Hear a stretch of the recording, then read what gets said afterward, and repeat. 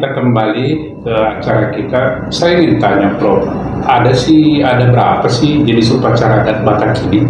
Nah, mungkin tidak terlalu panjang lebar disampaikan supaya nanti generasi muda ini mengerti acara adat Batak ini. Kayaknya orang itu kan tahunya hanya pesta-pesta gitu. Gimana, Prof? Iya, memang adat Batak itu sebagai bagian dari budaya kita. Yang pertama tentu adat perkawinannya. Jadi setiap ada perkawinan selalu ada pesta yang cukup lama. Yang kedua adat kematian. Jadi terutama kalau ada orang tua yang meninggal disebut saur matua, punya anak cucu, jadi disebut juga saur matua. Tapi pesta adat itu kemudian berkembang juga di samping itu. Seperti tadi kita sudah katakan, misalnya kalau pernah sakit-sakitan, kemudian didoakan, nah, itu juga. Dan kalau ada rasa kegembiraan, memasuki rumah, adat memasuki rumah. Naik pangkat, kemudian naik pangkat, naik jabatan, itu juga sebagai ucapan terima kasih. Ada. Begitu juga ada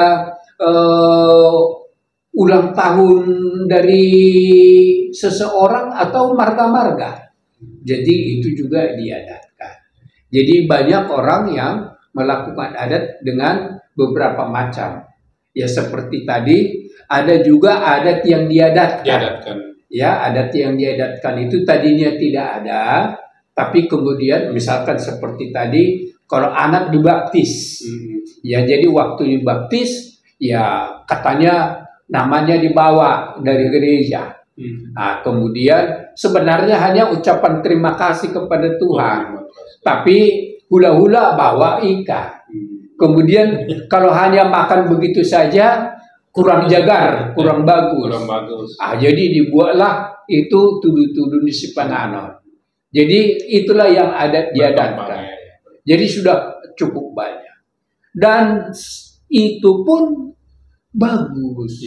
Karena itu memperlihatkan bagaimana keakraban dari masing-masing keluarga. Jadi supaya keluarga itu juga hubungannya tetap terpelihara. Ya, karena kita ini terutama misalnya seperti di Jakarta ini, kalau tidak ada adat yang seperti itu, mungkin kita 2 tahun nggak ketemu. Ya kan? Walaupun sudah berkeluarga, kakak beradik, mungkin 2 tahun tidak ketemu. Tapi dengan adanya itu, ya nanti ada sarana pertemuan. Ada cara pertemuan. Baru ada rencana, sudah bertemu dulu. Jadi ini adalah suatu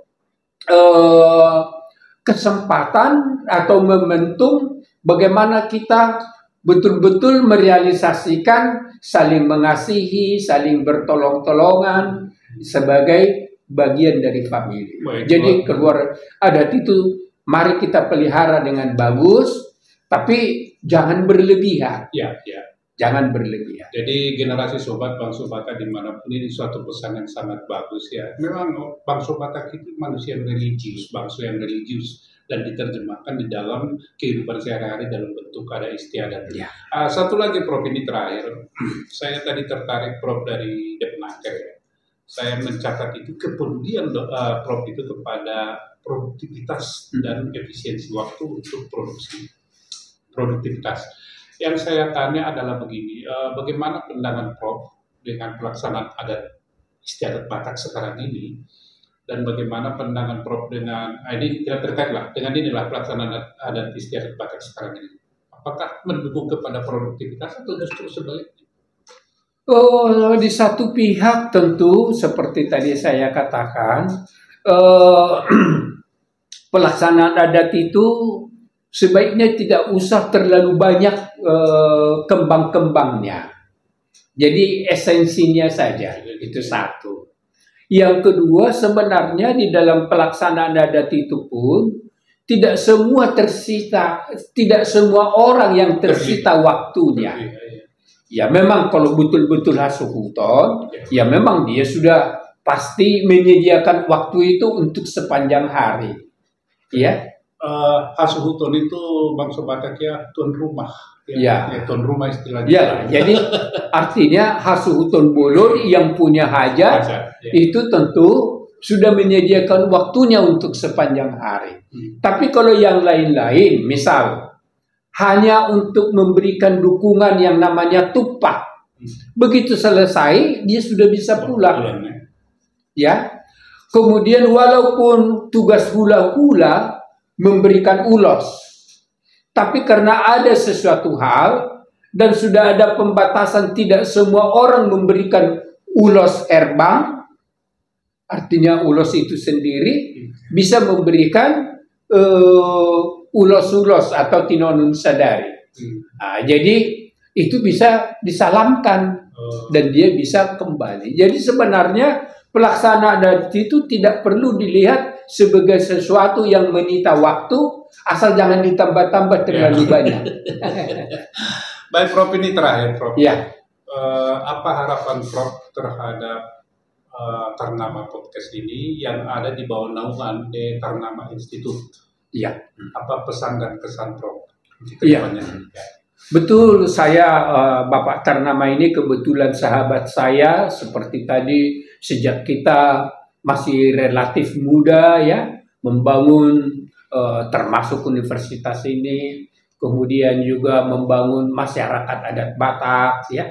Jadi dan beliau itu sudah punya semacam visi supaya universitas ini menjadi pusat pembinaan budaya Batak. Tidak Batak, tidak hanya jadi Batak, budaya semua Nusantara. Karena budaya Jawa kalau perlu, kemudian segala itu beliau. Ya. Jadi beliau ya, pusat ya. Jadi itulah sebabnya waktu dengan Bapak Budi sekarang yang bertanggung jawab mengenai penyelenggaraan universitas ini, supaya kantor dari marga-marga Batak ada di sini. Dan supaya kegiatan juga bisa dilakukan di sini. Jadi misalkan sosialisasi adat ini, kalau tidak ada tempat lain silahkan di sini, karena Pak Budi juga sudah menyediakan diri. Bahkan kalau masyarakat Batak waktu itu juga sudah kita sepakati, anak-anak kita sudah jarang yang tahu bahasa Batak. Jadi kalau perlu disinilah dibuat pusat. Karena tempat-tempat yang ada di sini, terutama sekarang, itu banyak yang bisa kita pakai. Jadi kalau ada marga-marga yang mau untuk belajar bahasa Batak di sini, biarlah LABB juga menggunakan fasilitas yang ada di sini. Dulu sebenarnya sudah kita sepakati akan ada pelajaran bahasa Batak bagi anak generasi muda kita. Makanya kita buat buku ini. Pelajaran bahasa kita sudah pelajaran bahasa Batak pemula ini. Bagus. Ini sudah dicetak. Universitas Putar Tular ya? Ya di sini untuk itu. Tahun 2018. Jadi itu kita buat dulu untuk persiapan itu. Termasuk seperti tadi tortor budaya Batak.